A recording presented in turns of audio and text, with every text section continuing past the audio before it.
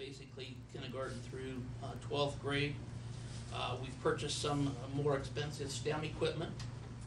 Governor Reynolds seems to think that that's extremely important. I've heard her talk on several occasions of the importance of STEM and the importance of having world-class schools in Iowa. I would think that the legislature would want to support that vision that she has of those things, and one way to do that, if the state's general fund dollars aren't there, is to support schools by passing an extension on this. Because districts can only borrow up until the time that the tax expires. They can't go beyond that. Right. So that window's getting pretty narrow, especially for districts that are growing, that are building new buildings, et cetera. So I see absolutely no reason why that can't be extended. So I'll be quiet before I go on to my second one and have you answer that question. Why can't it get taken care of, and what's the holdup on that? In my opinion, I think part of the problem has been that it's been convoluted in different ways, with the governor's idea of maybe putting water quality in with it. You know, when things just start getting complicated, my preference is just to have the penny go where it was intended for and keep it there and not mixed in with other things. Other than that, you know, I think that there is probably some resistance in some sectors of the party as far as extending it. I think that there is a majority that would support extending it, and I'm sure one of those, and I do agree with you that it needs to be done quickly, because you're looking at, are we 12 years out now? Bonding can go for 15 years, so it's really complicating things for schools, and I'm aware of that, so I think we do need to get it done this year. You know, I'll do whatever I can. Thank you. And I'd echo Brian's thoughts. It came up for a vote a couple of years ago, and you called me on the carpet on it, and I remember that day quite well. Because you do too, I suppose. But at the point, I didn't vote for it the first time. And the reason was, and this goes back to my supervisor's days, because a few years before that, we did what was called the local option sales tax, LOS. This is called SILO now, right? It's the school infrastructure local options, what SILO stands for, I think. So when they first passed that, and you know what I'm going to say, because I told you this the day of that you asked me the first time. The first time it passed, whether it was LOST or SILO, there was a sunset date. And the public was informed and passed it because they knew that in 10 years they could get the chance to vote it up or down again. Well, in the meantime, the legislature, in their infinite wisdom, decided that, no, we'll change that and take that voting requirement out of the picture. And that's why I voted against it, because it didn't give the public the chance to vote it in or out again. And I've since changed my mind on that factor. I understand where schools are at, and with the economy the way it is, I think it's something that Thank you. get going. So I'm certainly in favor of it this time. So thank you. My second item, probably not nearly as long, is operational sharing for districts. I believe that's scheduled to sunset in FY19, I believe. There are 228 out of the 333 school districts that use operational sharing. So it's pretty popular. And if you're not 100% sure what operational sharing is, it's when two or more districts share personnel in I think there's 7 areas now. Currently, Carroll shares as transportation director with Glidden Ralston, building and grounds director with Arweva, and a guidance counselor with Arweva. Two things that does is when a district is able to share positions like that, one, it does create some additional revenue, and the other thing it does is it does decrease some of your expenditures, because in our case we're sharing those people at least 20% with another district, meaning they're paying 20% of that person's salary and benefits. So, and at the same time, getting a little bit of revenue in from them. And so I would encourage you to take the lead on the operational sharing and get that passed as well. Whether you extend it for 5 years, whether you take the sunset off a period, I just think it's an important piece for especially the more rural districts in the state of Iowa. And so with that, I would only tell you one other thing, and as I read your handout on this, and it goes back to this flexibility account that was set up last year. I would like to see the legislature be very, very, very clear on their expectation of their legislation. Because here's what happens. It gets into the Department of Ed rulemaking body, and it goes to hell. Excuse my French, but it does. I was at a meeting last week, and the people at the department couldn't even tell you really what you can do and how you can do it. I talked to another person from another district, and he says, I've convinced our board not to do it. We're not going to take part in it. It's not worth it. Because I think what's going to cause problems is then when you go to have your audit done. You're not going to be able to, if the legislature intended for that to be flexible, then make that very clear to the department. And if you have to write the rules for them, write the rules for them. If you have to bring superintendents down there to help you write the rules with them, bring superintendents down there to help you write the rules for them. Because they're writing rules so stringent that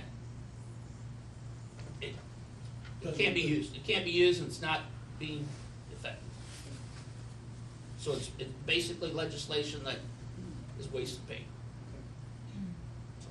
It's good to know, because as I was reading the staff report, as soon as the money was in that flexibility, before you could spend it, you had to, that's where the audit problem comes in, from where I was looking at, yeah, okay.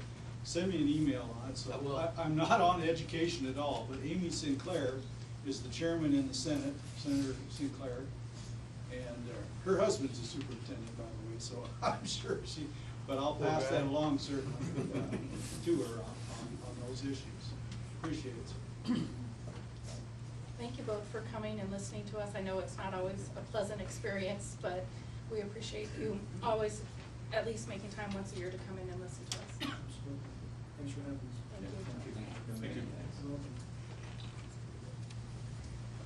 Next up, we have the Graham Park District Group and City Representatives Barry Bruner, Matt Raymaker, and Adam Schweers wish to discuss the design of the Carroll Athletic Field. All right. Thank you. Good evening. I'm Adam Schweers, and I'm here this evening wearing lots of hats, all of which say Carroll on them. I grew up in Arcadia and attended St. Anne's and St. John's schools, and I graduated from Arweva in '97. My wife is a Carroll High alum, and my father-in-law taught school here at Carroll Community Schools for 40 years, and my children both attend Carroll Middle School. I served on the city council as Carroll's mayor, and I've spent countless hours in our schools teaching our youth about volunteerism and the importance of community service. Each year I served as mayor, I'd visit with the kids about their If I Were Mayor essays, and many of the classes would write me letters about what they'd like to see done in Carroll. Many of those letters were asking for a new football stadium, so I'm sure they're happy to see that come to fruition this next fall. I want to start out by thanking you as school board members for your service and for the district's financial contribution to the Graham Park Recreational District Plan. As most of you know, about 3 years ago, Barry Bruner and Matt Raymakers came to the Carroll City Council and asked that we consider the unique importance and historical significance of Graham Park and the facilities in that area. Arguably, we welcome more people from outside our community to that area than any other place in Carroll. Between football, baseball, softball, swimming, the theater, all strings attached, family resource center, family reunions, school reunions, Carroll Fest, DMAC, adult slow pitch, and Relay for Life, it truly is a multi-purpose destination that we can all be proud of. The Graham District Plan was facilitated by the Iowa State University Design Lab for $28,875, with contributions of $3,000 from Carroll Community School District, Kemper, and DMAC, and then the city made up the rest. The steering committee that met several times included superintendents from both schools, DMAC provost, city manager, park and rec director, school board members, athletic directors, the mayor, and some private citizens, including Barry and Matt. The Graham study was in process about the same time as the community's multi-sports complex, or our stadium, was being discussed. And we did have some committee crossover members between the Graham district and the stadium committee. Barry and Matt attended several of the stadium's meetings to try to make sure some of the things being discussed in the Iowa State study were being considered in the complex design. And I believe the complex architects met or visited with the ISU design folks somewhere along the way. Unfortunately, we don't believe a final report from ISU was delivered before the complex committee completed their work and turned over the project to the referendum group. While we know the brick columns and the wrought iron fence was incorporated going down Grant Road, I think some of those suggestions came from people that were involved in the Graham and as well as in the stadium. We believe we have missed a few important details related to the fieldstone and some of the features in the main stadium entrance located at the southwest corner, as well as the fencing around the whole perimeter of the complex. Often until we see something, it's hard to look at a blueprint or drawing and really grasp the plan. This last year, we had a great opportunity to implement some of the recommendations of ISU at Carroll Merchants Baseball Stadium through fencing and some stone pillars. Comments from the public have been very positive, and many of our city fathers and mothers appreciate our efforts to bring some of our past building designs into our new architecture. We know great discussion was had by the stadium committee about the multi-purpose use of the stadium. As community members, we're excited about the opportunity we have to make a great first impression to new residents and those visiting Carroll. Much discussion surrounded the seating capacity, type of field surface, restrooms, storage, maintenance, lighting, and things that our parents and coaches felt would be important to carry out activities and games. We don't believe a tremendous focus was on the actual outward appearance, or if it was, more of it was approached from what other stadiums and what other schools have done with theirs. The Carroll Multi-Purpose Sports Complex, as we like to think of it, as it was presented to the public, is unique from other towns and their football stadiums, and that we have two schools who call it home and welcome people to the field every season. This is different from many communities that only have one school and use the football field half as much. Both our schools are proud to call it home for football and track. There's a great history for Carroll and Kemper alum alike. With its proximity to our community college, we hope to see some intramural sports activities, and there's also been discussion of bringing the DMAC Bears to Carroll for soccer or baseball on a collegiate level. We also hope to see our youth participating in soccer and with Cardinals football, and hopefully those teams will have an opportunity to host tournaments here. We'll continue to see Relay for Life put on a first-class event each year, and we see other positive things like Carroll Fest, or even when we host RAGBRAI in the future, possibly utilizing the complex.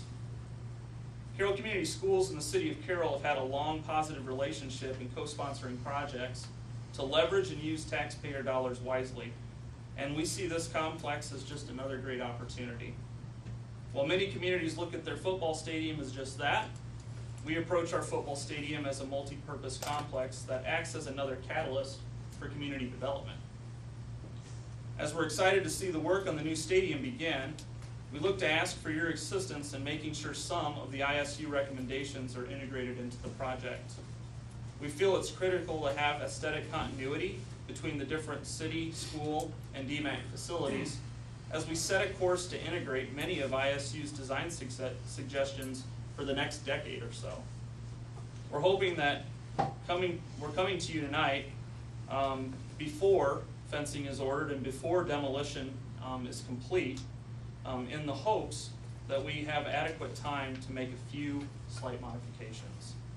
As we look to move ahead with other projects related to the rec center and items in the ISU plan for Graham Park, we believe having some fieldstone, fencing continuity, and other ISU design concepts will positively impact our future grant and fundraising opportunities. We also believe having a big picture plan for the district to draw people to the community will improve commerce and community perception. So with that, a few things that we're just requesting as part of the committee and having worked with the Historical Society and such, we're requesting some WPA stone elements to be scattered throughout the exterior entrance and fencing pillars as anchors and aesthetic focal points. Nothing overdone. We're not looking to completely change anything. We're just looking for a few of those items and some suggestions as I look forward here at the stadium plan. Ultimately, up in the northwest corner near where DMAC is, you'll see there's 4 or 3 stone IPS columns that are there.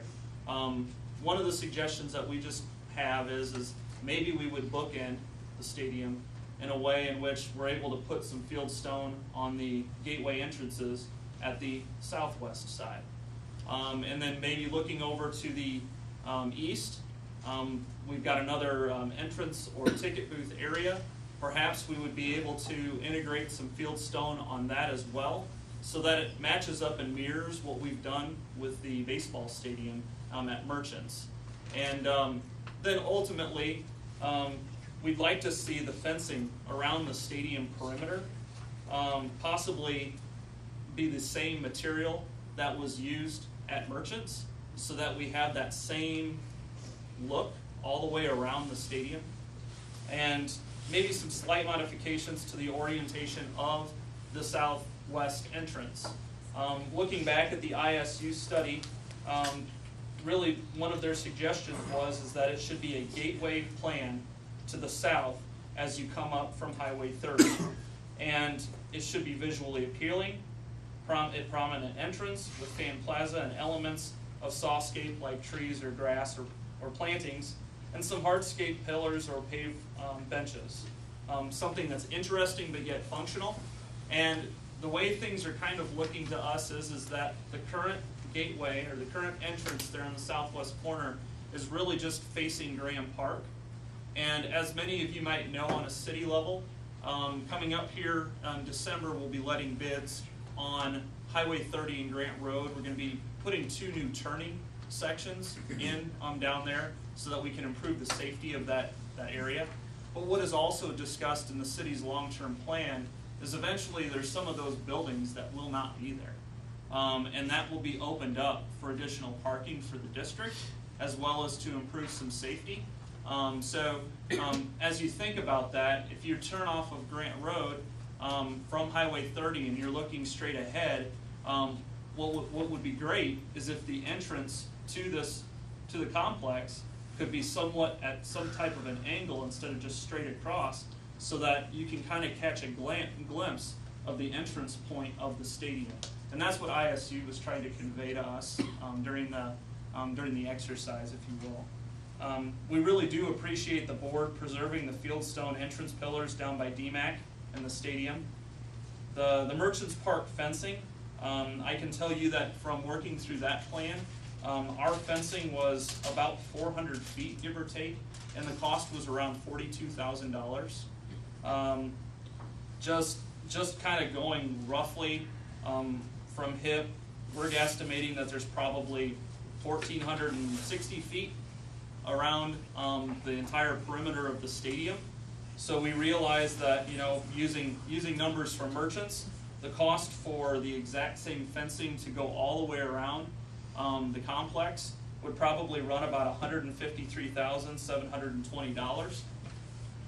Now that's strictly just kind of going off of what we don't 100% know. We would have to talk to the architects about that.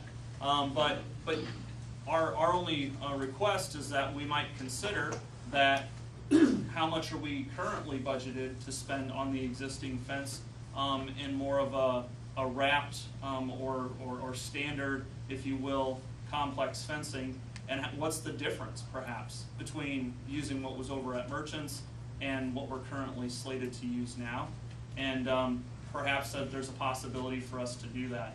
And then as you look at the architecture of things, and I don't know if you've been presented, there's a study that was released. It looks kind of like this, but If you don't have one of these, we can certainly get you a copy. I believe we have some here tonight too.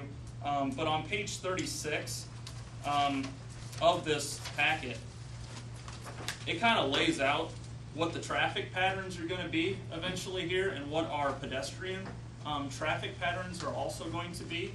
The city of Carroll has already slated money in their budget to look at Graham Park and assisting with some of the reconfiguration of the parking in Graham, where a lot of our families gather before the games, and because that is kind of a spot for us to really focus on parking, but also because we want to focus on attracting people to the area. And that being said, if you look at this too, we're now going to be closing that road between the rec center and the south side of the field, which is something that the city had planned for because of this study. But the plan would be hopefully that we can integrate a nice safe sidewalk with a little bit of green space in some of that area right along the fence line, so that that's going to be a spot where people can, even have an event in Graham Park, be able to walk across the road, walk along the south side of the stadium over to, say, for instance, Merchants, because there's a large tournament going on, or something else in that area. So we want to make sure that we're thinking about making this more like a sidewalk and a positive pedestrian experience. So those are some of the things that we pulled out of the study that we felt were important. We have confirmed that there is no real cost difference in fieldstone versus brick. We understand, in this particular case, we've got a lot of brick planned for the pillars, and generally there's different masons or contractors that would do brick versus stone. And because we're not planning to necessarily take any brick out of this, you'd stick with the same contractor there, but perhaps they would be able to do some stone work with respect to some of our requested changes.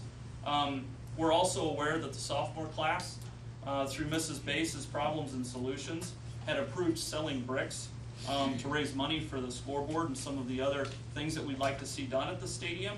In fact, I sit on that Problems and Solutions judging panel every year and have for almost a decade, and we approved that plan. We were really excited about it. So we're not asking to take anything away from their efforts either, just strictly that we could sit down maybe with the architect and come up with an idea about how to implement a few of these things.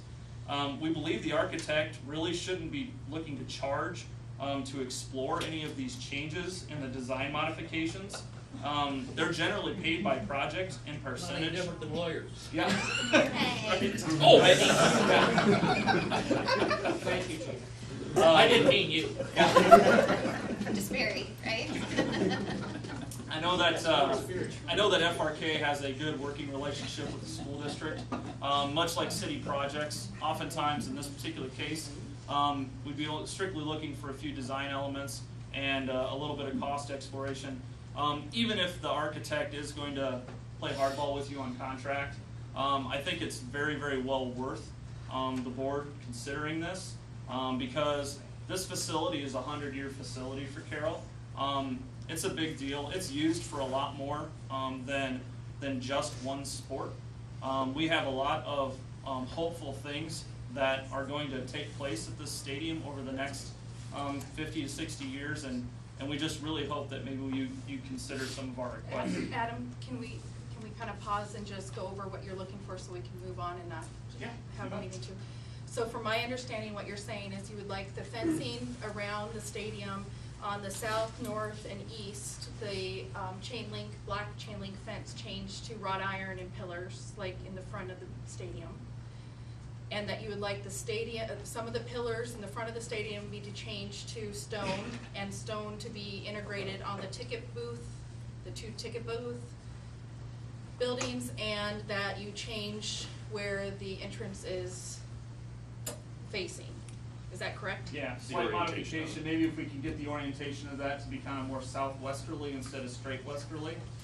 As far as the fencing is concerned, I have a little bit of a hard time calling it wrought iron because what we have at Merchants isn't necessarily wrought iron, like the solid metal old wrought iron. I mean, it's kind of got that same look though, and that's what we were going for. But yes, just like that, all the way down Grant Road. I mean, pretty much the whole thing. If we could just do the same. And that's the fence. same kind of fencing that we have at Fairview, and it was planned for the stadium, is that it's not a true wrought iron beam, it's all metal, like you would see on a wrought iron door or something like that. It's the hollow inside, correct, Jeff? Okay. We did some calculating, we pulled up the bids, that we currently have, and right now, the chain link fence, just the materials alone are $42,000. Labor is $18,000. The wrought, I'm gonna call it wrought iron because that's what they're calling it, even though we might have a disagreement on what is technically wrought iron. The wrought iron material is $142,240 for the front that you see in that picture. The labor for that is $61,000 for a total of $203,000. So if you take into consideration just changing the south and east side, you're looking at $232,596. Then you would have to close in the north side with the chain link fence, which is an additional $13,000, which is a total of $246,267. Okay, which is, when you compare that to $60,000, which is what it would cost the district right now with their bids for the chain link fence, that's a 310% increase in costs. So what versus what? 60,000 What was it? I just compared to total. 246,267, and that's not enclosing it the whole way with wrought iron. That's keeping the north side chain link, because that was our understanding that your committee wanted.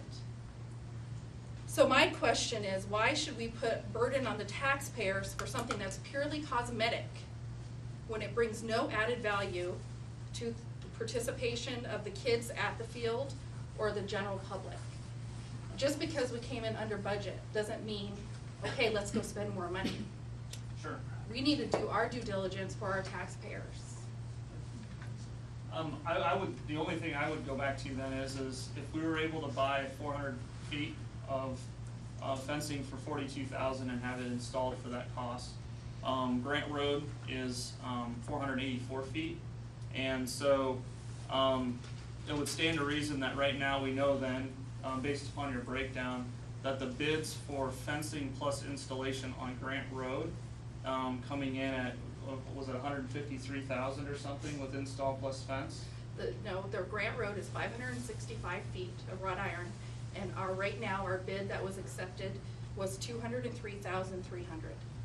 So I would then look to see if there was a potential for us to just rebid that section of the project, because we know we can get the exact same thing at Merchants at $105 a linear foot. It would behoove us then to consider getting the same thing on this particular stretch, and then we can take that savings and stick that into the rest of the fencing. So I don't think that we'll actually have too bad of a net effect based upon those numbers. But the thing you're forgetting, Adam, is with building, once you award a bid, you can't take it back from that subcontractor. And that subcontractor basically has carte blanche to charge whatever he wants for that material or she wants for that material, because they already were awarded that bid. Sure. So that bid has already been awarded. All the bids have been awarded. So you're saying that we could put it back out to bid. First of all, we don't have time to put it back out to bid. Secondly, you don't know that you'll get a discount. I would think it would be much of an increase, because they know that, hey, they have to use me, and I don't have to come in the lowest because they have to use me because I've already been awarded the contract. Sure, I get that. I mean, I've been through lots of public works projects, don't get me wrong, and I've also been through lots of change orders. Generally, the reason we're here today is because the fence hasn't been ordered, and they haven't gotten to that phase of the project. We were just hoping that we might be able to catch things early, so that we we ultimately aren't coming to you at the last minute. We were hoping that we were catching this now so that we wouldn't be as big of a financial burden on the district either. But we think about this as a long-term thing. Getting back to your aesthetics, I would just tell you that it's really important. I think if we want to create the destination that we're trying to create down there for all different types of events, it will make us unique as a community to be able to integrate some of these things. And I look at it kind of like building a house, but then not putting in landscape. You know, I just feel like this is kind of that last little piece. You know, if all you did is just put down grass and you don't do any of the, you know, the stone edging and put some rock in and dress it up with some bushes and stuff, your curb appeal is different.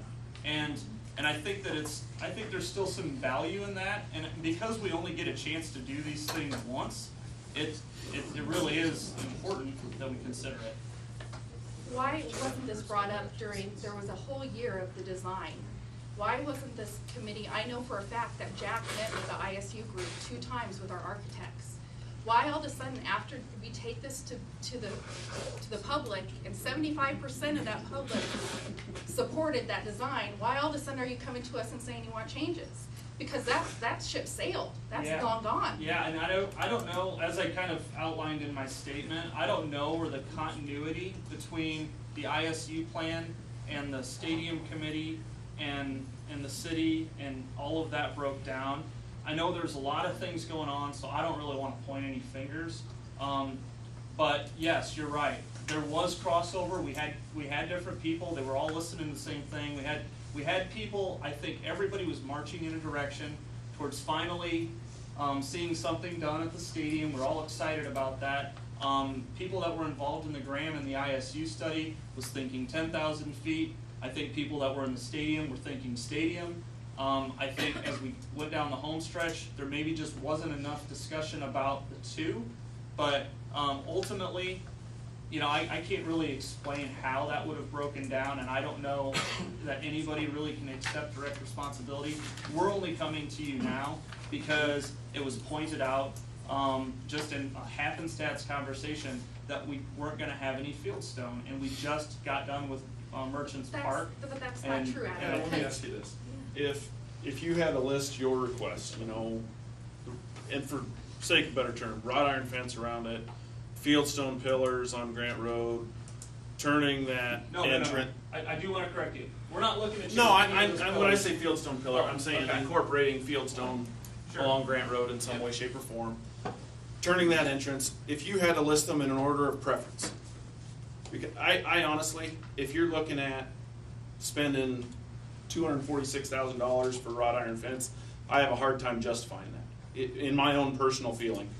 In a cosmetic, has no bearing. Yes, it is curb appeal, and I think there are fences driving around town that look great, and you look at them, and very rarely are they put up when that house is put up.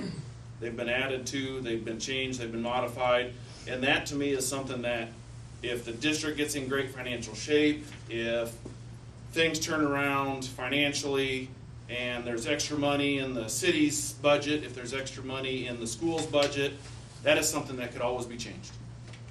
You know, and would it be on my priority list right now? No. If I was to ask you, how would you prioritize those things? What would you think would be number one from your group's perception of what would you like to see done first? What would you like to see done last? How would you set those? I'm going to add something to it, Barry. I'm Barry Bruner. I was on the committee. I was involved with Merchants Park. Saw an unusual community project take place with Merchants Park. Both schools, both booster clubs, DMAC, the city, the county come together and put together that Merchants Park project. We had the study. You paid for part of it. Kemper paid for part of it. DMAC paid for part of it. And I'm a little embarrassed that it never got into your hands until tonight. But Barry, on page 52 of this study, correct me if I'm wrong, is the only mention of a football stadium at the northwest entry. So if this issue was such a popular deal, where are the other diagrams? Where are the other pictures? I sat in a couple of those meetings. I asked costs of this project. Nobody had a number. Nobody could tell me a number. Nobody could tell me a time frame. Rob, If anybody's here looking for a fall guy, you want me to make a fall guy out of this? I don't care. You know what? There's no My fall guys. my tenure here's limited. to be Rob, very there's honest with you. No fall guys. Rob, there But- is no fall guys. Yeah, that's not what I've heard out on the street though, Barry. But this is a vision. That's not what I've heard out on the street. Who's getting, Well, You I don't know, know who it is. But that's what I'm hearing. this is a. I wasn't even on the planning committee, nor was I on the design committee. You know, I don't feel you're sitting in here trying to point fingers. I'm asking the same question to you, Barry.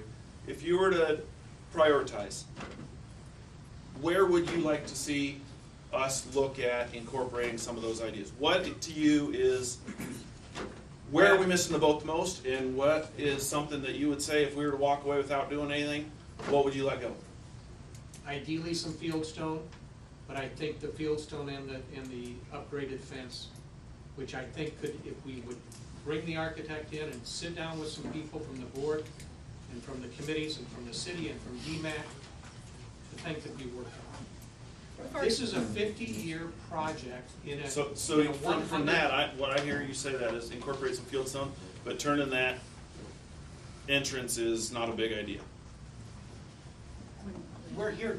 That to me, that's what I want. We're here And just that's to what I visit. want to know as a board member is your idea and 10 other people's ideas might be different in here, is I want to know what we're missing. It's not what you think and what you think, Adam. It's what your group or what ISU thinks is, what's that most important thing? I think what's important That's what I need to is know. the different bodies that are involved down there, that have been involved in all of the studies and all of the work associated with this area for the last couple of years. Why not take a look to see if we can do this a little bit better? Well, I'm not And telling that's you all no. we're- I'm not that's all saying we're that. asking. I'm saying was what do I need to look at the most? That's what I want to know. Can we let Ann speak? Can I I know just say several one of the thing people real quick? are going to games. First off, I think we're saying that it wasn't looked at, and I realize, but I wanna give hats off to the design team who spent a year of their life planning this and then handed it off to the board who approved it, and then handed it off to a committee of parents and people involved that went out and got 75% of a vote in Carroll, Iowa to approve this design, that I stood and Jen stood and Chad stood and we all stood and showed people this design. And I don't know if you guys were part of that designing team, but if you weren't, then I think it's kind of an insult to the design team. I'm sorry, but I do. Because they worked very hard at this. My question is, why are we even I mean, it's all done, right? It's pretty much done. It voted 75%. So my question is, so you expect me and my campaign yes people to then, go out and say, hey, you know what, we're changing it now. I'm not telling you. You know how many people asked me about the design of that? A lot of people. You know how many people wanted a C in that field? And we stood up there and we said, we will not put a C in that field because we wanted it to be a community project.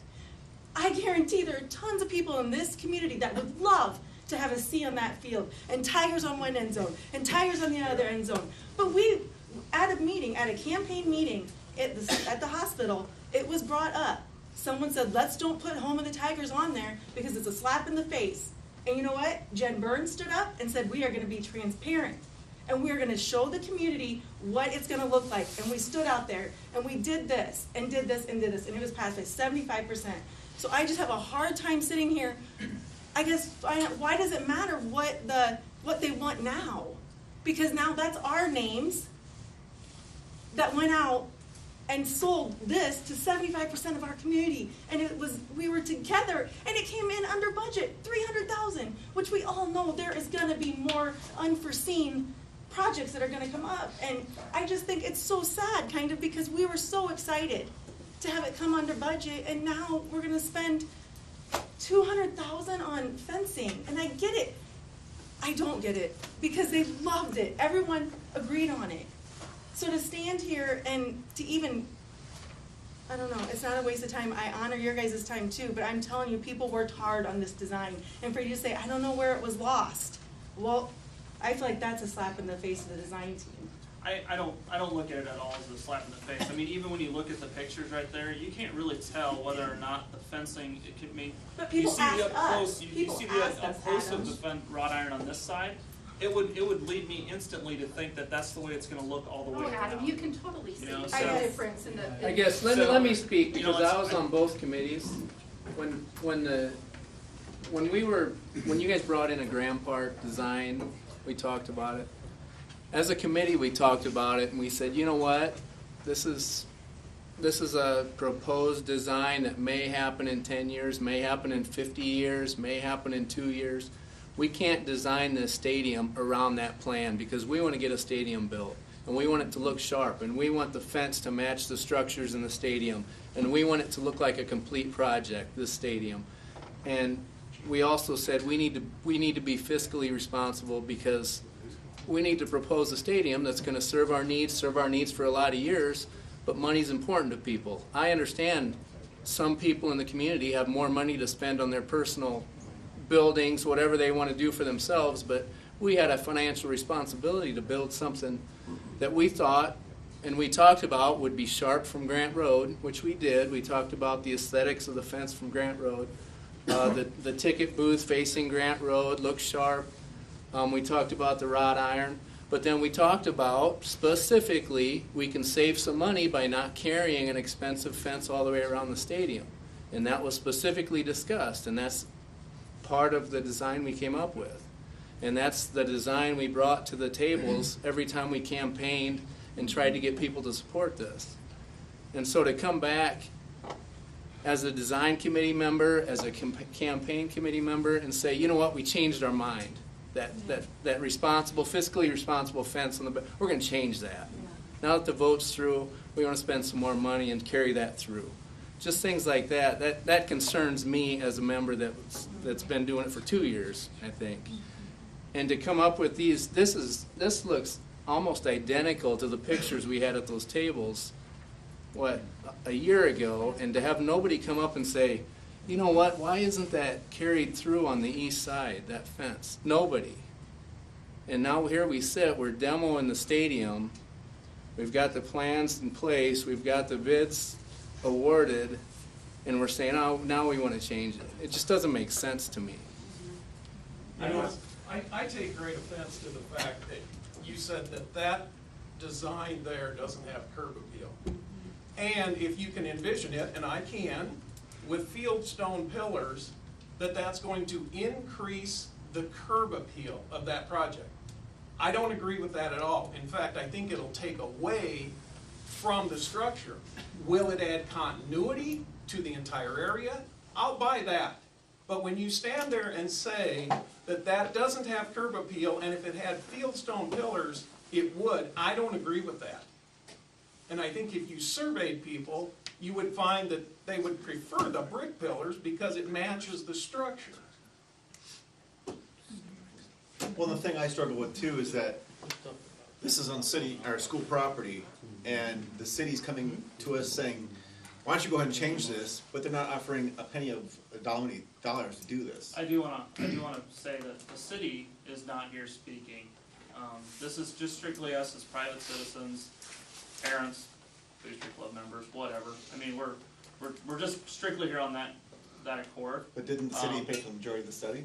The city did pay for the majority of the study, but the school system also participated in it, and we just felt that it was something that we should make sure that we bring forward, because everybody has paid for the ISU study, and eventually there are going to be things that are going to come forward, and we want to make sure that things happen down there in a way that was just going to be kind of, the continuity, I think, is really the big thing for us, and there's more people that are going to probably drive in over on the east side, just as much as the west side. When you think about everybody who's going to park there for baseball games and slow pitch tournaments and the games themselves, because a lot of our parking is over there. And I think going the through design softball. eliminates parking over there. The long-term plan would be that some of the area between the football stadium and Merchants would actually have some green space there as well, and that there'd be pickup and drop off for handicap and elderly at both spots. But like I said, that could be 15 or 20 years from now, but we just want to make sure that if we're asking for a few fieldstone pillars to be on different corners, and in a few additional brick pillars on one side, so that you can kind of round out the facility, that we caught it now. We're trying to bring it forward. We're not here to insult anybody. We weren't here to do that to begin with. It's strictly, we just feel like if we called you in April when we were in construction, that'd be one thing. We felt like we possibly were able to bring something up. Possibly the board would have something that they could look at, and that was really all we're here to ask for. Before we go on, is there anybody else that would like to speak before we? I just, as I was part of this committee too, and I was from the start with Rossi, and it was a year ago now that we decided to vote for this thing in February. And I thought, you know what, we got Thanksgiving next week, and we got Christmas, and I thought there's no way in heck that we can get this passed by February 7th. Thanks to the help of Jen and John Sampson, and to get us going in the right direction, we got this passed. So I'm excited from taking this and how it passed. I know when Jen texted me, I did not go down to the party that night. She texted me on the vote, and I was so excited for our community. I was in on one. I went to the final Iowa State study, and I got excited. It's a long term. It may not even happen in my lifetime, all of this. It's gonna take a lot of time and a lot of money. But I think what they're trying to, it's not we and they're just trying to suggest something. It is nice, it is very nice, and they're just trying to make a few suggestions, maybe turn the gate, if you do pillars, but I hope you don't consider it's them and they, because like I said, I worked on this with Rossi we worked on it for a long time with Brad, a lot of us. And in that last 5 weeks to get this thing passed, we worked very darn hard to get it done. So I think we're all very excited. I think everybody in this room, I don't care who you are, is excited to get this thing going. So I don't think it's we and they. They're just asking, this committee, and I'm not part of it. I And didn't we mean had to to make get it things sound done. like that either. I'm just saying, if you start with one change, then how do you not keep going with the changes? And You know, And I think, is my and question. I'm really sorry that you felt No, that, hard I on the just, thing, but that was my question. we for the came, board. because there's so many parties involved in this thing, the footprint of the athletic field is one thing, but there are a whole bunch of parties that everyone has to work together to make this thing unique and different from any other community. This community cannot survive without all of the big players joining hands and working together. The schools, the county, the city, DMAC, and this is another project that they can do that, just like Merchants Park. I think, the city's gonna have to address a whole bunch of issues around this footprint of this athletic field. From roads, to lights, to safety, to the bridge itself. The pedestrian bridge itself needs to be updated and made safer. I mean, that's a 50-year-old structure itself that'll be the main entrance into this field. Everyone needs to work together, and that's the only thing I'm here for. The Grand Park thing is very, very cool. That is the cornerstone of that area that I think you need to look at working with the city to make it that cornerstone. I just want to, sorry, Nick. Sure. I wasn't part of the design committee, I was part of the get out the vote and all that. And with your ideas, if that would have been a year ago, I would have sold that. I would have been able to push it. The problem is, a lot of us put our name out there. And it's difficult in this community when you put your name out there sometimes because there is backlash. And for me to put my credibility, my name behind something, and then for it to change and potentially be hundreds of thousands of dollars more, I don't like that. I think it puts a bad image that we're doing a bait and switch. Not that that's what is happening, but that's the perception. And we all know the person that writes in the paper about other projects. That's what he talks about. You're saying one thing and you're doing something else. And when we do that, and we have these major projects, we go out there and we sell it. And then to change it, it just turns the trust around. And yes, the big players all have to come together, but I think the community in general has to also trust the process. That when we say we're going to do something, we come forward and do that exactly.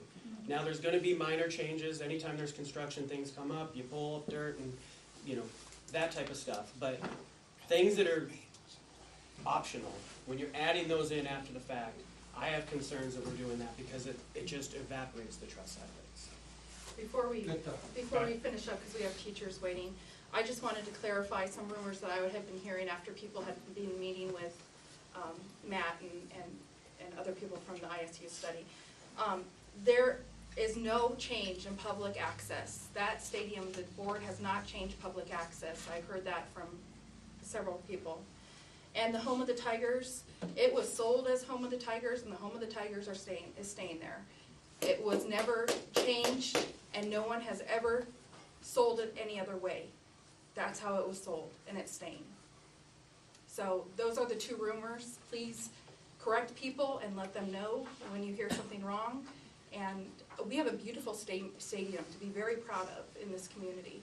And I think it's time to come together. It's already started to be done, and embrace it and enjoy it. So the people that came, I'd like to thank you for coming and spending your time. I know you have lots of daughters playing in the game right now, and good luck tonight. Thank you. Thank you. Thank you.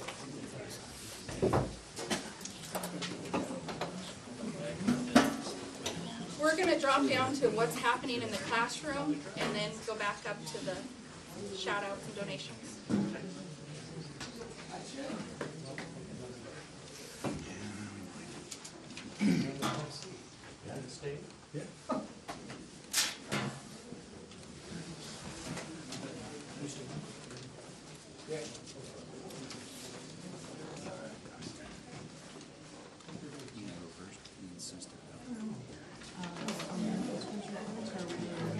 We're gonna do, we're doing the classroom. Bring him in. Okay. We're ready for it.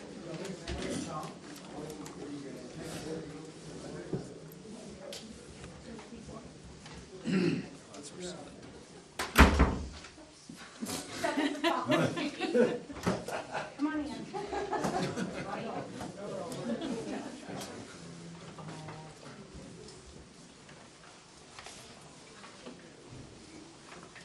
Sorry to make you wait, guys.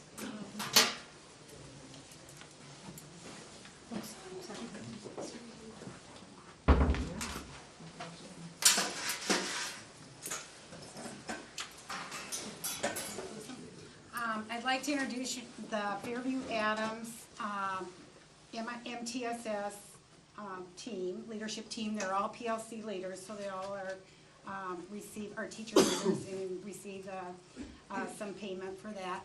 And they attended the PLC conference. Each one of them is responsible for one of our 8 PLCs between the two buildings. We have 8 identified, and so they all contribute. They all come together and we talk about things. And they wanted to share a little bit about PLCs and some suggestions maybe they have for the future that we feel like we need board support for. So I'm gonna turn it over to them, and maybe, do you wanna each introduce yourselves as you kind of go? Ryan, why don't you start? My name is Ryan Simlink. I'm a 4th grade teacher here at Adams Elementary. I'm Brenda Langer, I teach 2nd grade. Heather Cornelius, 1st grade. Holly Warnke, preschool. Kathy Halber, K-3 music teacher. Ashley Aaronholtz, title reading. Candace Ostrich, kindergarten. And I'm Lynn DeVork, I teach 3rd grade. All right, well, I guess I will start, and I guess I just want to say thank you to the board for allowing the entire district to be able to go and attend the PLC conference. That's gotten us off to a better start, because now we can all use the same language to get to a common goal. And so not just a couple people coming in and using terminology that the rest of the team isn't understanding. So we really appreciate that opportunity. We've already been able to see growth amongst teams because of that, and a little bit more of a general focus. And so we've also begun to work vertically and horizontally amongst our teams to be able to create success for all students, K4, pre-K4, for just our 2 buildings. So we just wanted to start off by saying thank you for making that possible. So, Holly? Yep, and then I'm just gonna kind of tell you something that preschool is implementing because of the PLC conference that we went to. We always break our kids up into small groups, and so we utilize our TAs during that time also, so we can work with more than one small group at a time. So we do kind of look at what level they're at and differentiate those small group lessons to help advance them along. But we are going to start right after we get done with this Thanksgiving break. We are going to be breaking our kids up. We looked at our gold assessment, and we took all of the kids that were below where they needed to be, on level, and then beyond where they needed to be. And we're going to have one teacher who taught that skill or that lesson really well, teach those kids that are advanced, and they're going to kind of extend their learning even more. Or the teacher who had the most kids know are going to teach the kids at the lowest level and kind of reteach that skill. And then the other one group will have the kids to extend their learning, and then one will have the kids that are kind of right where they need to be. But we're not going to just mix the groups up into our classroom. We're going to mix all 3 classrooms up, and all have teach small group at the same time, so we can really hone in and zero in right where they need to be. I'm going to talk a little bit about how we do our PLC meetings a little bit, and then we'll go from there. At Adams and Fairview, Diane and Sue have worked it out, and so each PLC has about 50 minutes within the contract time to be meeting with once a week. Granted, like a short week like this, that's not possible, but once a week to meet with our PLCs. And so what usually happens is, because it is during contract time, we have to leave our classrooms a little early. And so usually what happens is a TA or sometimes a special teacher will cover our room for when we have to leave. And so that's not always the easiest. For example, 4th grade, we have PLCs on Mondays. And so what happens on a Monday around 2:50, we're usually working on something, and we have to stop whatever we're working on because it's time for us to get to our PLC, and so we have to make sure our TA comes in, and hopefully the TA is not sick that day, and so we have someone to cover. Because if the TA is sick, then that person has to wait until the kids are dismissed. And so sometimes one of our teachers has to miss part of a PLC because the TA is sick. On the rare occasion that everyone is there at the correct time, we sit down, we start meeting, and at Adams it's at 2:50, at Fairview it's 2:50 again. So, and so what happens is, at Adams they're released at 3:10, and so for about 20 minutes they're with the TA. And so during that time, we find a room, and it's really hard to just stop and drop everything at the end of the day, especially when you're teaching with other kids. And so we go, and then there's always another type of interruption, because at 3:10 the kids are dismissed. I know, for example, I have a student that needs to be walked out at the end of the day. And so the TA usually does that, but the TA is also covering my classroom, which means I have to leave the PLC, walk him outside, and then come back. And that's just not me. For example, last week someone had to go get another kid because they had to go to the office. Then once we organize that, we all can sit back down, and then we have about 5 to 10 minutes before our coaches have to leave to go to a practice as well. And so we are very thankful for the time we have, but there's a lot of issues, and we can get a lot done in that time, especially if there's only one person or 2 missing. But it's very very hectic at that time, and it's hard to get that true 50 minutes of our PLC in. And so. And I'm going to share, we have a unique team. We've got art, music, PE, guidance, library, gifted and talented, and the ESL all together. So there's part of our team that has 30-minute classes with our students every 3 days. So when Thursday rolls around for our PLC, my kids come in at 2:35. At 2:50, the TA comes in. So we teach up until that time the TA comes. We stop, we redirect, because I, as a music teacher, a lot of times can't leave them with a music activity. It changes gears somehow. Explain that to the TA, and then get to our meeting if the TA again shows up on time and all of those types of things. But what's really hard is we lose 15 minutes of a 30-minute class to get to our PLC time. So to be able to have that time built in to our day, possibly with some early outs that could be more frequently, an every week early out, that we could have that guaranteed time. At the PLC conference, many of us on our team attended Mike Maddow's session on singletons and how to figure out how we fit into that PLC process. One of the things that he shared is taking time away from your contact time with students to help better your students is self-defeating the purpose. So if we could somehow think creatively to come up with some of that time to help meet those needs of the PLC and also still meet the needs of our kids in our classroom would be great. So with all that stuff being said, we just want to say again that we really appreciate that we were able to go as a district. I know, speaking from my team, it has really benefited for all of us to be there, hear the same message, and kind of come back and start getting to work. So we love that we have the time now, but we kind of want to propose a different time to see if we could do even better with what we've already kind of gotten started. So we're going to start talking about that. And I too just want to say thank you. I know my team has benefited from this conference, just having consistency among working with many different grade levels, and much more clear and focused on the questions we're answering when we're looking at student data. But we are asking, as three of us are going to share some reasonings with the calendar committee coming up, we are asking for potentially having more time given to us for many different reasons, which you will hear about. The one reason I want to focus on is just consistency, whether it be most importantly for the students, but also for the staff, for the administration, for the parents, is if we are given this time, we would, on a weekly basis, we would ask it for it to be consistent the same every week. Not one week it be one way, another week be another way, so your schedule can be very consistent for everyone, and the students know coming in each day, if that were to happen, what it would look like. Ryan already mentioned, and Kathy too, it's hard. We have those 50 minutes once a week that we are given to meet with our teams, but that's if everybody is able to be there at that time, whether they're not dealing with students having bus issues, having to deal with that, or phone calls, or if the TA shows up on time so we can get there. It's just really important to have those that full hour to 50 minutes to an hour to really work with our PLCs.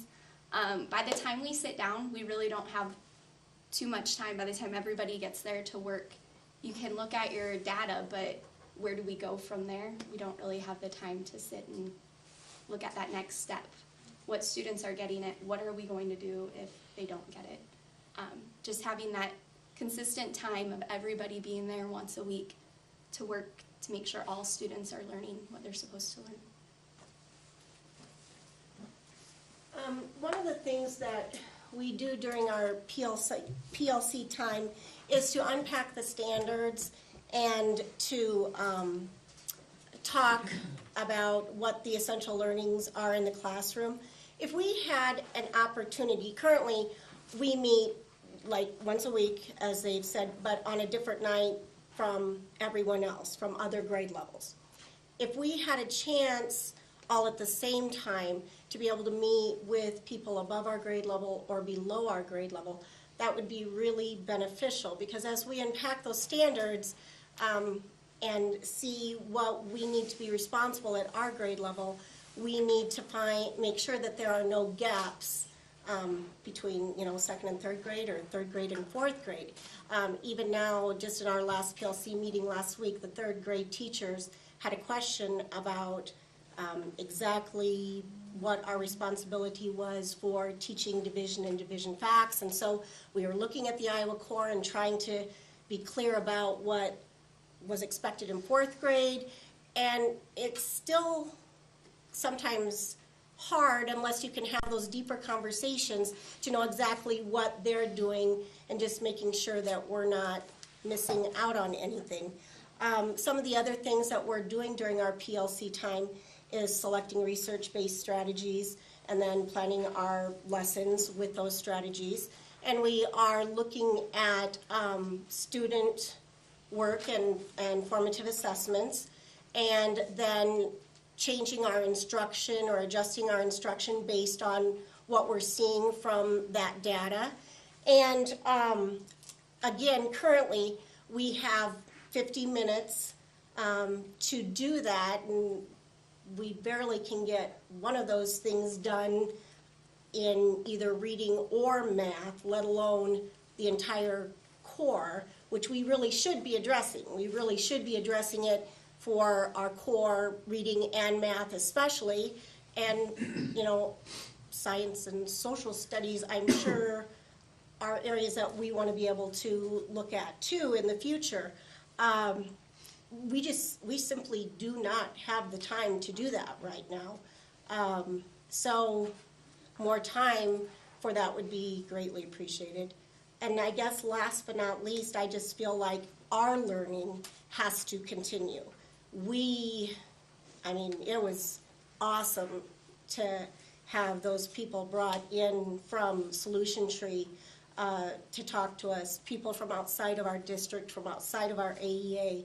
And there's so much more out there for us to learn. I mean, I just feel like we've scraped the tip of the iceberg. Book studies and more people that we could be bringing into the district, you know, to go through those things with us. And so I just feel like that is a very important thing to do. It just feels like right now we don't have enough time to get even half of that done. So anyway, we hope that as the calendar committee meets, maybe there will be some discussion about more early outs added to the calendar that would allow us to collaborate all together and keep our PLC, you know, goals moving ahead. So, thank you. Do you have any questions? Well, I went in and watched the middle school. Jerry, how many, was it 4 or 5 PLC groups that I went to? I believe 4 or 5, yep. Yeah, it was very interesting, and each one was so different, but all of them were very effective, and the use of time was amazing. How they had their agenda and they stayed focused. It was a very neat process to see, and answered a lot of the questions that I get asked as a board member of what PLCs looks like. Is there anything that you would say from going to that conference that you have changed how you plan or how you meet as a grade level to make sure that we're meeting the needs of the kids that maybe have changed your practices in some ways? There's something that you could tell us, because that was a pretty expensive conference to send everybody to. But I know that I've heard from a lot of teachers that it was well worth the time and money. But can you kind of give us a couple examples on how you feel it's changed your ability to teach more effectively in the classroom?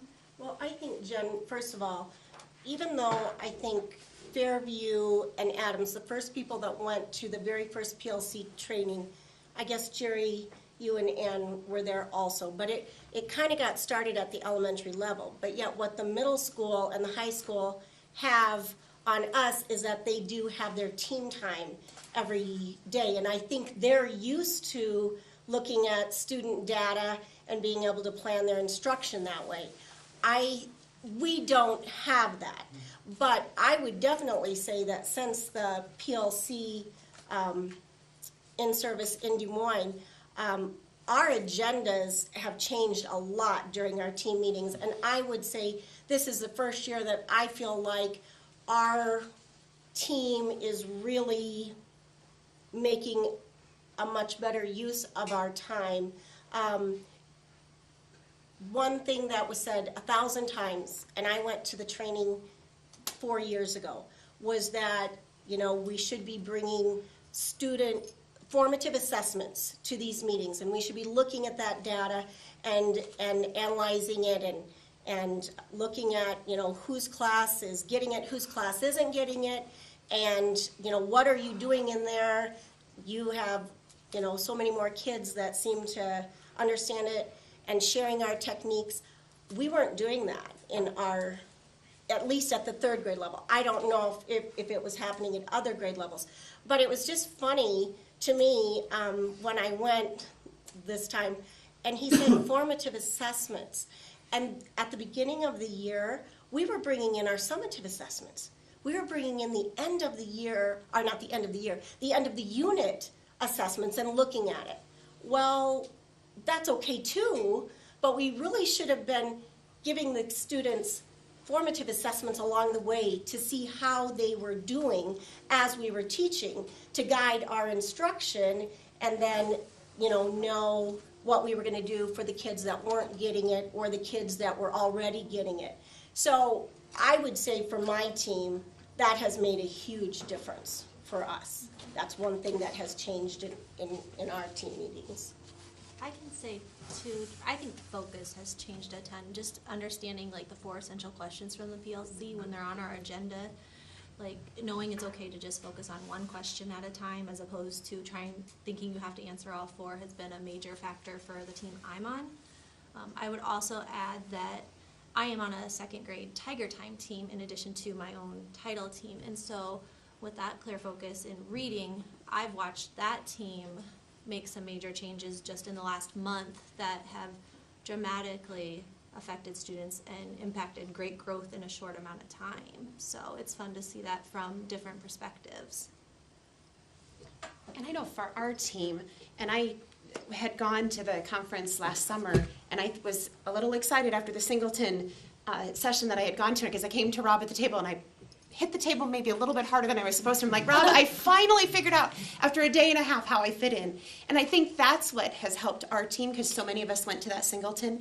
And, you know, the philosophy is that, you know, you're looking at the same kids with the same data teaching the same skill. And for our group, we don't have that. So to be able to have someone present to us how we fit into that whole big picture, and to see that maybe it's not going to be the same content, but we still might have the same strategy.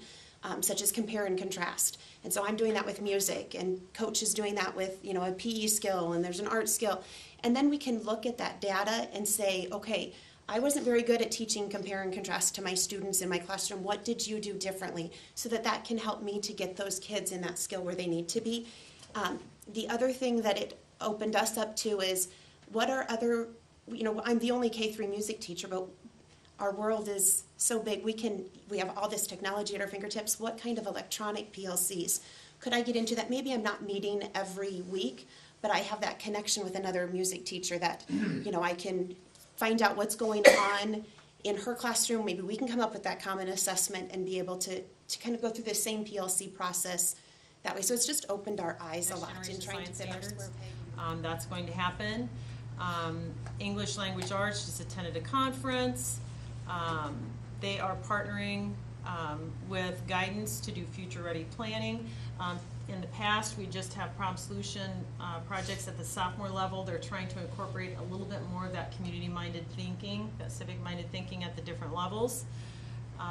If you go down to social studies, we have a social studies consultant that worked with the Department of Education and also works for the AEA.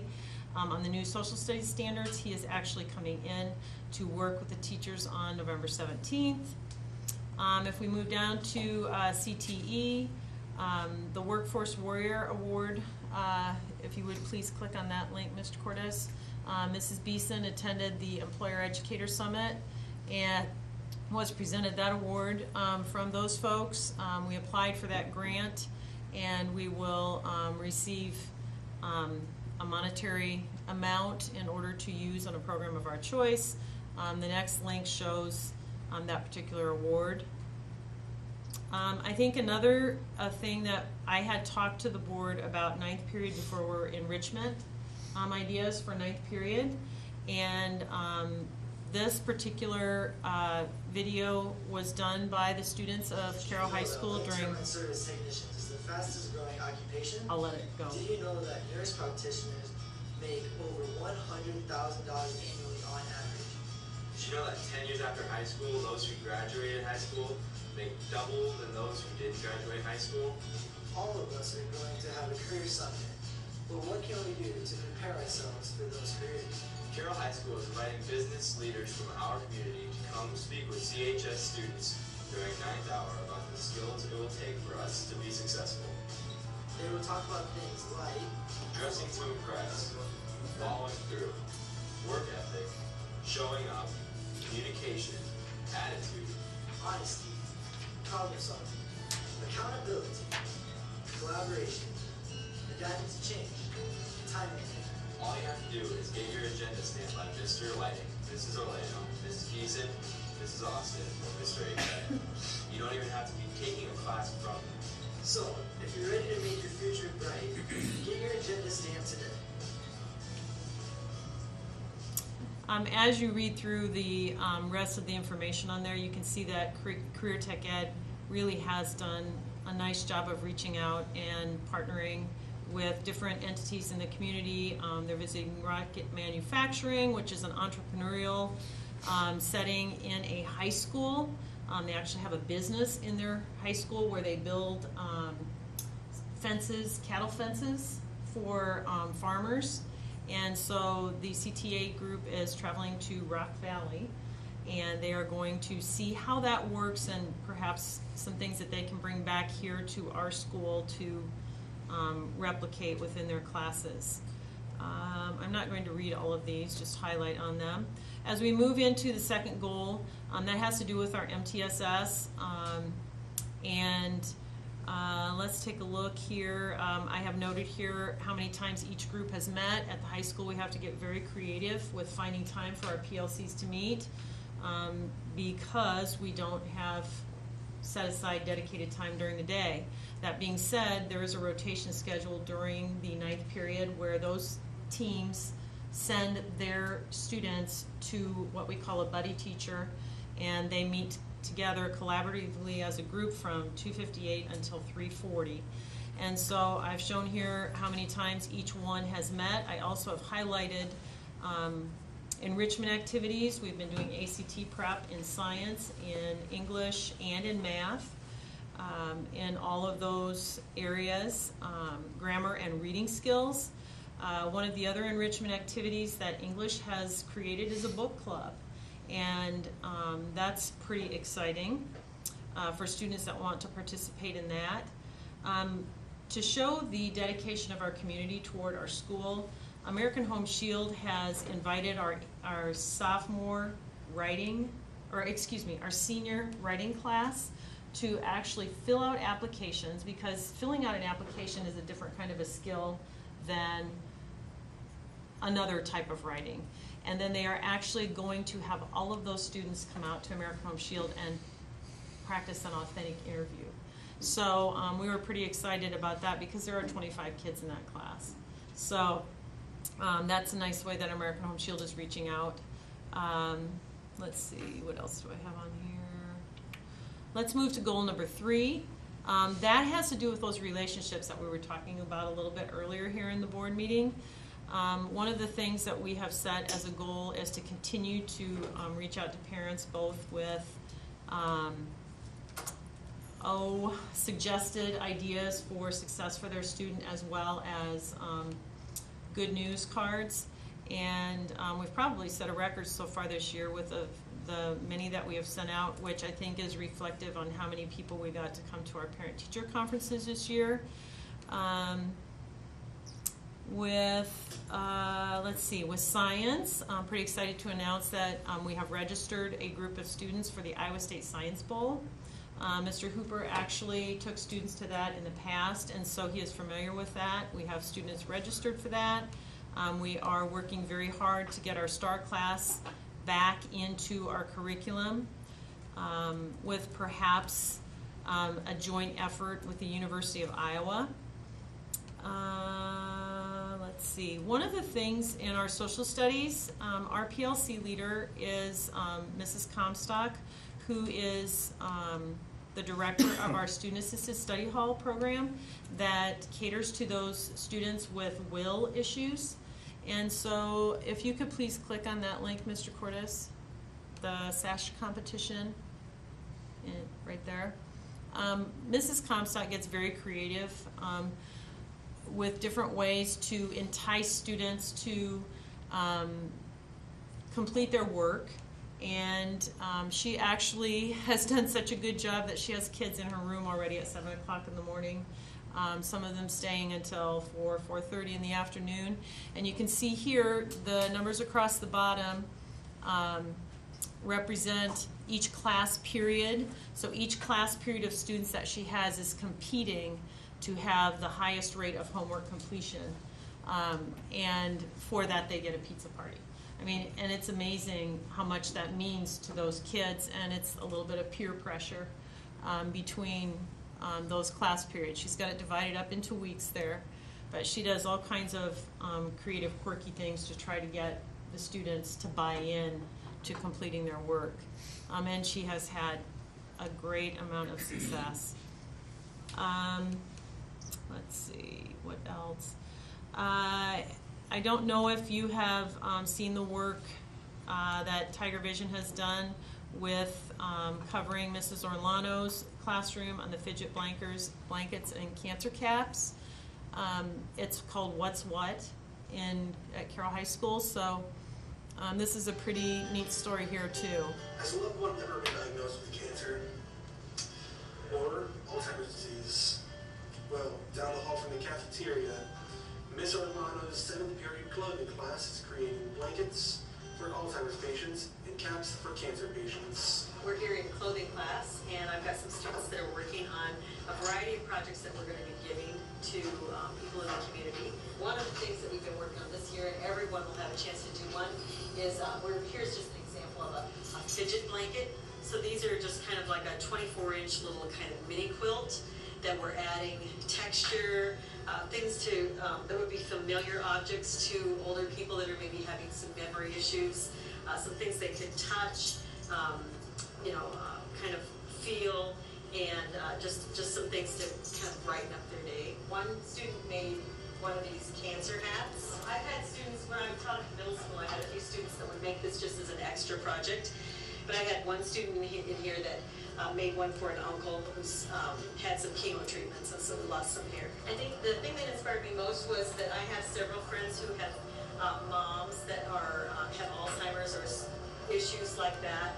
And I saw this little quilt on Pinterest, and I thought, that would be a great thing for some of my students to try. I thought this would be a great service project for my class, and so far, when people have had a chance to try it, they learn skills, but they also learn how to do something that's for someone else. The blankets, we're thinking local nursing homes, or if we know someone that has those types of issues, we'll give it to them. The hats, Taylor was one that made one for her uncle. So, if we have someone that has a specific person in their family that needs one, we'll do that. And otherwise, we've given them sometimes to the hospital or other areas where they do cancer treatments.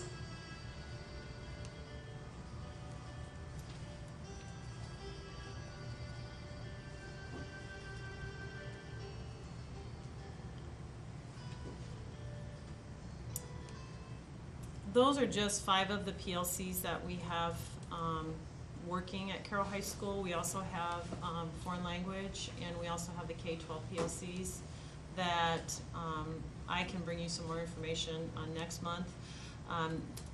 I was getting to the point where I felt as if I was reporting the same things each month that I did the year before, and so I wanted to just make you aware that we are keeping all of these goals in the forefront of our work at Carroll High School, along with those academic goals as well, though these types of things contribute to those also.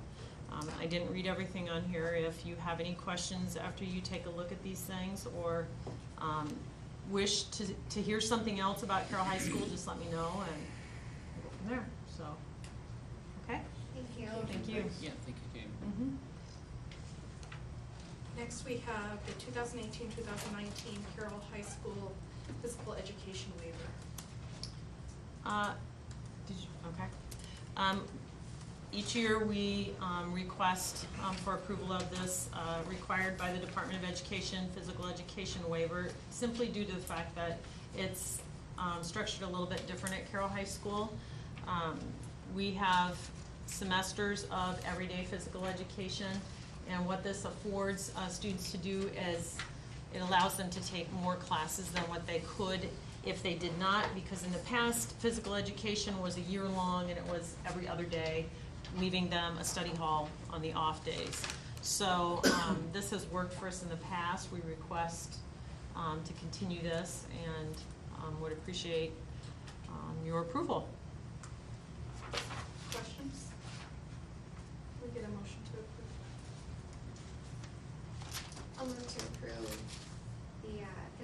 education waiver.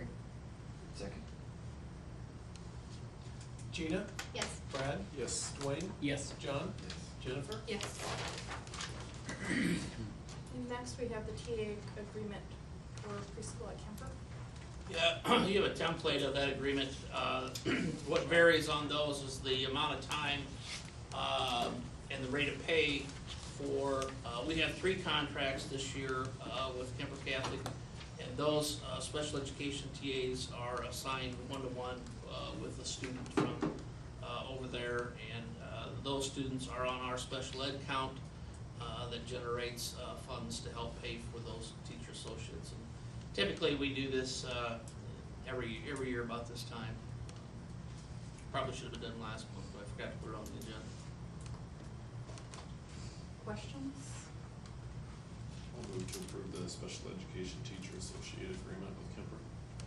Second. Brad? Yes. Dwayne? Yes. John? Yes. Jennifer? Yes. Gina? Yes. Next, we have the October 2017 certified enrollment report. You have a packet in your folder. We couldn't get it ready any earlier today because the certification due date was yesterday. And so all districts in the state had to be certified by the 15th. And so the actual count day, as you can see on the first slide, was October 2nd. We certified on the 13th, last Friday, about 3 o'clock. The first, or the second slide on the first page there shows or is evidence that the district did certify by the deadline, so we won't get our hands slapped there. The comparison summary is really the end, and we'll kind of start with the end and then we'll work our way back. The current is this year, obviously, the previous is last year, and then the change. The district saw a 23.14 FTE student increase this year. As you can see there, 14.5 of those students came from the resident students attending our district. We were up 8.64 in non-public shared time and competent private instruction, the students that are dual enrolled for district classes. And so that's where the 23.14 came in. We certified 1,701 students, almost 1,702 students this year. In addition, we have 108.2 students attending through open enrollment in. We have the equivalent of 93.5, which is 187 actual bodies for 4-year-old preschool, and so we're serving 1,731.4 students. And then the ELL is on there because the district generates additional weighting for ELL students, and depending on how many years they've been in the district. So the numbers break down on the bottom slide there, slide 4 on the bottom of page 2 is we actually had 1,590 students, full-time K-12 students. And then we had 15 students, or 1.5, because you get 0.1 for any student that's dual enrolled in grades K through 8 or a 9 through 12 enrolled for an activity program. So a student could be homeschooled all day long and then come back and participate in any one of our activity programs, and you generate 0.1 for them. And so there's 1,591.5 there. Turning the page, this just breaks those students, those 1,590 students down by grade levels. We do have 7 students in the preschool program with IEPs, and so that's where the 1,590 comes from. The bottom slide there on page 3, slide 6, are resident dual enrolled kids. There's 15 of those, as I mentioned earlier, and that's just broken out by grade level and shows you how many students are in each grade level there. Slow me down if I'm going too fast.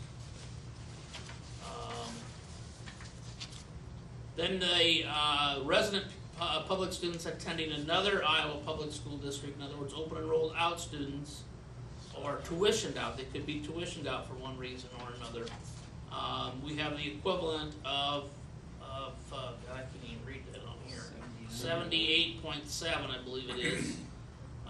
76.7 are open and rolled out, and the reason for the odd number is that there are 2 students that are open and rolled out to a homeschool assistance program in a district that they moved from and they moved from a district to Carroll, which is 0.6. That's where the so then and then we have the one that's open and rolled out and is participating as a homeschool student. And then we have 2 kids that, as I said earlier, tuitioned out to other districts. Open and out, the bottom slide on page 4 there, slide 8, is open and rolled out students by district and grade level. See that there's 2 students that open and roll out to Arweva, 4 to Audubon, 2 to Boone, 6 to Cam. That's a virtual school. That's all online. Coon Rapids Bayard is 6. We lose 25 to Glidden, or the equivalent of 25 bodies, that is. 23 to IKM Manning, and 3 to South Central Calhoun, and 8 to SAC, for that total of 79 students.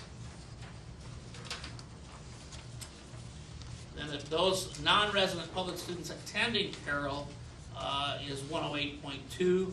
And you can see those in the bottom slide on that page. Again, gives you the grade level, or the grade level and district that those students come from. We received 47 students from Arweva, 2 from Audubon, 2 from Coon Rapids Bayard, 13 from Glidden Ralston, 7 from IKM Manning, 6 from Greene County, 7 from South Central Calhoun, and 26 from East Sac. And so I think it's extremely important that you're on the positive side of the open enrollment equation. In other words, we have more kids coming in than we have going out. And so these students, we bill their resident district just like we count open enrolled out students are on our certified enrollment. And I'll show you the breakdown here in just a little bit when we get to the back page of that. And then we bill those districts for those students. We don't, Gary does. Which is also a little bit, getting a little bit ridiculous in his opinion and mine, but it is what it is. So then on slide 11, on page 6, there's 31.01 non-public shared time students. Those would be non-public students that are taking classes through the public school. That's not, it takes several students to get to 1 FTE. It's all done by a formula. And then there's 0.76 of resident students that are homeschooled that take some class or classes through the district as well. And then the ELL weighting is down there. That's a little low compared to a year ago. As I said earlier, we have 187 students in preschool, which is the top slide on page 7. Supplemental weighting is not part of the certified enrollment, but you do generate additional dollars for that. Most of that would be DMAC DMAC classes. All of this would be, and that goes. But the non-fall one is from the last spring, the spring of 17, and then the fall is obviously what we have kids enrolled right now. At one time we had to estimate that, what we were going to have in this coming spring. A few years ago they went away from that, which was a good thing in my opinion. So, and then all of our certified enrollment students live in Carroll County. We do not have all of our district boundaries is within the Carroll County boundary lines. So that's why 1,701 students there. Questions before I go on to the next page? We don't get full weighting for pre-K? No, never had. Do we have enough that covers that program? Yes. And for the non-public,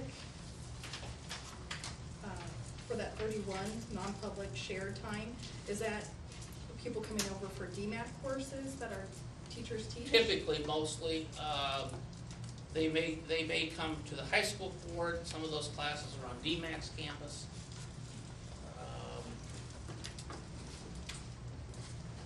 They either have to be on DMAX campus or on our campus in order to be funded. And so is 31 actual kids, or is that weighted differently? No, So that's, there's a lot more. there's a lot more than that.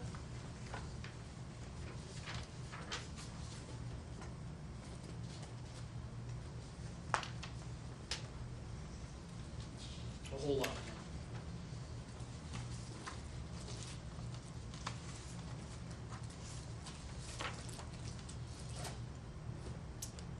If you look on the last page, then you can kind of see a 7-year trend there.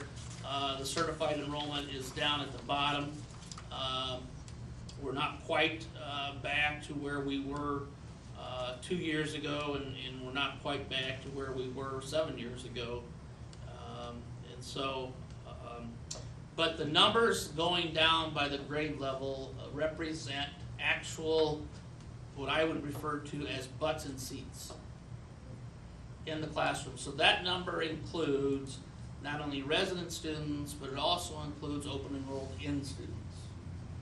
So when you look down there, this year we have 1,698 students in our buildings. That does not include 4-year-old preschool. 1,698 is grades K through 12.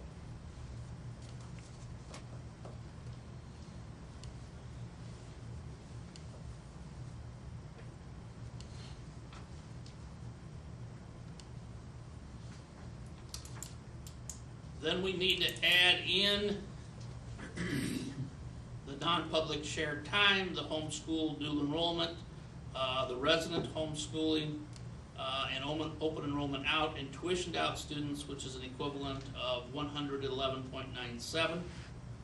And so you add those, you got 1,810.17, and then we have to take out the open enrollment in because they're up in the numbers above, but we don't get to count them. And so we take that 108.2 out, gives us a total of 1,701.97. Nice increase. Unfortunately, I doubt if that will equate to any additional dollars. In fact, I did a little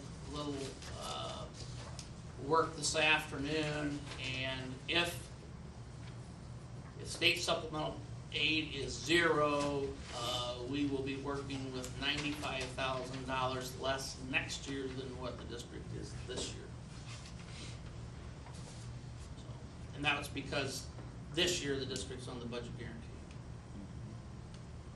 So.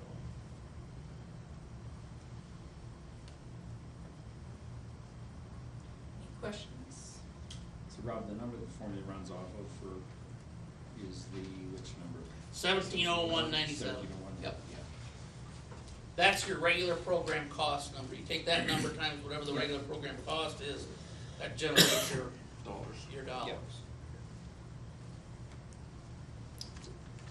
As I said earlier in the shout outs is that I certainly couldn't do the certified enrollment without Carrie Ladoff's help and support. And she's extremely instrumental in not only listening to me gripe about some of the things that we have to do for the certified enrollment, but also the meticulous work that she does of making sure that all of our data in Infinite Campus is correct. Because that's where all this data comes from. We don't physically go around and count heads. We do, but we don't. We still are a little bit old school, is that we make every teacher sign off on what's called a ZZ form, because we're going to match that up with what we have in our system. Because you can't afford to be wrong. You can't afford to be wrong a student or two anymore. Back in the day, you might be able to get by with that, but not anymore. You have to get the data right, and getting the data right is making sure they're coded to the right district. And so it's making sure they're registered for the right classes, or not the right classes, but the correct coding is in for the classes in the system, because that's where those numbers draw from. It's all on a file upload to the department, and if we don't have it right, it's not right on much easier, if any, did online registration help? Good question. Probably, I would say it doesn't have an impact on this, but I've heard from parents that really liked it. I'm sure there are others out there that didn't like it as much. The downside of that is that it does take some time and work on Diane Renicke's part in the district office and the business office to send out bills of whether people, sometimes you go on and you're gonna, it's a couple things. Some people are waiting to pay to find out whether they qualify for free or reduced lunch, and if it's free or whether it's reduced. And then others go in and register and forget to pay because they can either send the money in or pay it online or whatever, and they get busy and forget. And so, so we've had to send some invoices out. But that, I would tell you, that's probably been the worst part of it, at least from my observations. But overall, I think for the first year, I was extremely pleased with it. Questions? Thank you, principals, for coming. Nate, are you just here to enjoy our company, or did you have anything? No? Just here getting clinical hours. So yeah, just okay. Taking it in. Nate's working on his administrative degree. He's putting in busy time. Didn't know I was going to get put on the spot, but it's time.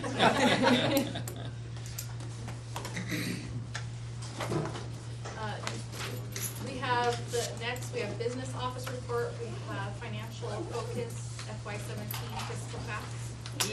Labeled it fun fiscal facts. Not always With Rob. Yeah, he would be better. Okay. Fun fiscal Like facts with Fred. flags with Sheldon or what? Just real quick, this is, I think it is a very handy one-page handout for board members on the district's finances. Does a couple of things. One, it shows you what the revenues were for fiscal year 17, the year we just ended, and also what the district spent in expenditures. And so that's, it's not only in there, it's also in graph form as far as what we spent those expenditures on, as well as where the dollars came from. Not sure who would ask you that at the post office, but somebody may come up to you someday and ask you that. Over on the right column explains what the different funds are and what they basically can be used for. Enrollment history, enrollment's on there simply because that's obviously what drives our budget. Goes back to Dwayne's question earlier. I did not have 17 on here because I didn't have the enrollment numbers at that time, but now we can go back and put those in. Then on the back side is just kind of some trend data. The one caution, two cautions that I would point out to you on this, as you can see there, on the certified staffing levels, I would caution you on using those numbers from this point. Is that that's taken all certified staff. Now, in other words, counselors, special education teachers, early childhood teachers, etc., where some special education teachers may have 5 or 7 students, compared to somebody in the classroom that might have 25 or 6 students in the classroom. So it's also, you know, and you get into the high school level where you have different classes that may not have as many students in them as others. So I would use those numbers with a grain of salt. The other caution on fiscal year 11 on the financial solvency, there was a reporting error there, and that's why that down spike is there. Something with our certified annual report that particular year. The other thing is that the last couple of years the trend is going in the right direction, and so which is a good thing. And so don't want to spend a lot of time. There is some explanations by the graphs and things like that. If you want more explanation, you can give me a call, and I'd certainly have to go, or give Gary a call, and we'll be happy to go over it with you. But bottom line is that the one comment that I would make on this is currently, as of today, the district's fiscally sound. And so, I think you could be proud of that as board members. Next, we have the FY18 sales tax, Carroll. Those reports are not in your packet, they are online. Not a whole lot there. We haven't run payroll yet, so the publisher, I'm not even gonna go over that one with you. But, because we're a little early this month, taxes aren't in yet, and Diane has been on vacation Friday and today, and so, and I doubt if they came in yet today anyway. And so, there wouldn't be much there for Pebble. Sales taxes coming in is about as we expected, from the beginning of the year. We did have some rebate money come in, and, Gary, correct me if I'm wrong, I think those are from the lightning damage at Fairmount. Yep. Is where that's from. But that fund remains pretty healthy at this point. And obviously needs to be, just a note that we did code out another $250,000, so we've met met 2/3 of our obligation of setting aside $750,000 for the stadium. So that is there. As I said, we just haven't, there's not much revenue here because taxes are still coming in, and we'll have a chunk probably later this month of Pebble dollars coming in from the county, and so when that comes up, I'll shoot you out an email or something, let you know that that's been updated.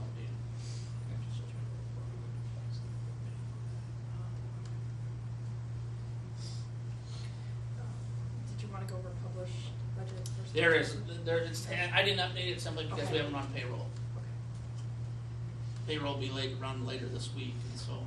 Then the line item revenue received, did you want to go over that? Yeah, we can look at that real quick.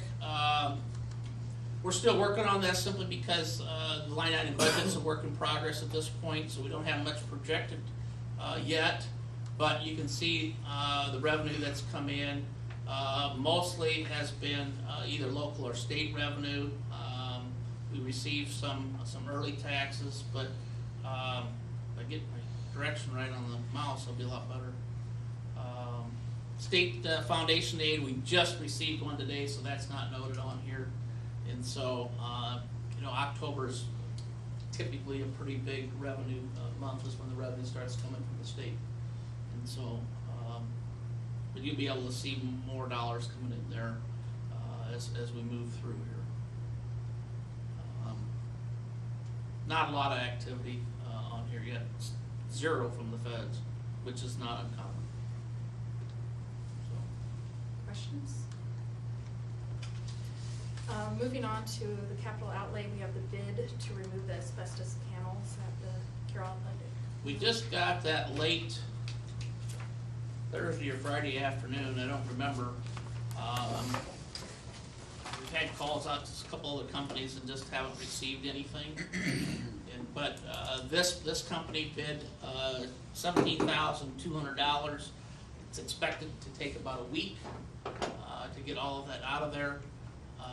And so both Jeff and I would recommend that we accept the bid for $17,200 for the removal of the asbestos panels down at the stadium. When would they start? Yeah, To get that out. they need in there the 30th. They need that out by the 4th, right? Right. Yep. Can they do that? Well, the contract says that we turn it over to the contractor on the 4th, and it would be nice to be able to do that earlier. I'm not sure we're going to be able to do that. Time will tell on that yet. Yeah. Questions? Can we get a motion to approve the $17,200? You said you'd already sent out some other companies and didn't get anything back, or still expect to get something back? Just never heard back. Left messages more than once. So either business is really good or they don't want to do it. Well, I didn't know, I mean, can we approve this We- up to a maximum of 17,200 if the bids come in more than that? We're not expecting any more No, bids. that's Nobody- why I was yeah, asking, no, you weren't expecting no, anything else back. no. I actually thought it would be higher than that. I thought it would be lower. We did. So we're. I thought it was higher. I thought it might be a little higher. But I think it's It's outside, you know, I think that makes a big What are you difference. paying, who are we gonna pay this out of, Gary? Well, this comes from. Pay it out, yeah, we'll pay it out of sales tax. Or sales tax. And what we'll do is it comes off of the $750,000.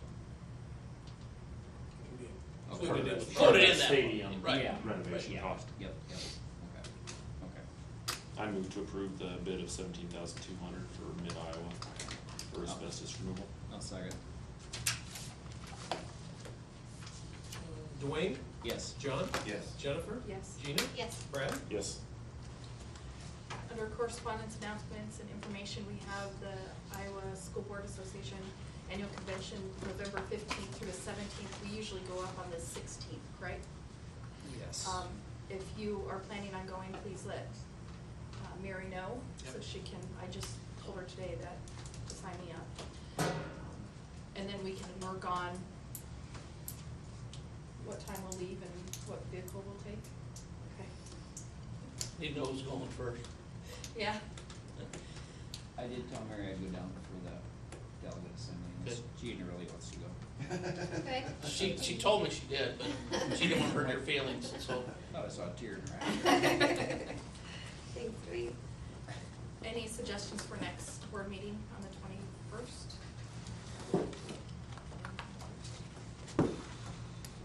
I think Mr. Brown's birthday cake came up late. So I'm gonna buy it today. November 20th. November 20th? Yeah. At 5:30. Any other things, let Rob know, please, beforehand. And then can we get a motion to go into closed session? Before you do that, do you guys have anything planned for, I don't know, the stadium deconstruction or anything like that? I mean, it's been. We don't play with dynamite. Well, I mean, that's not what No. I mean, okay. You know what I'm getting at, so.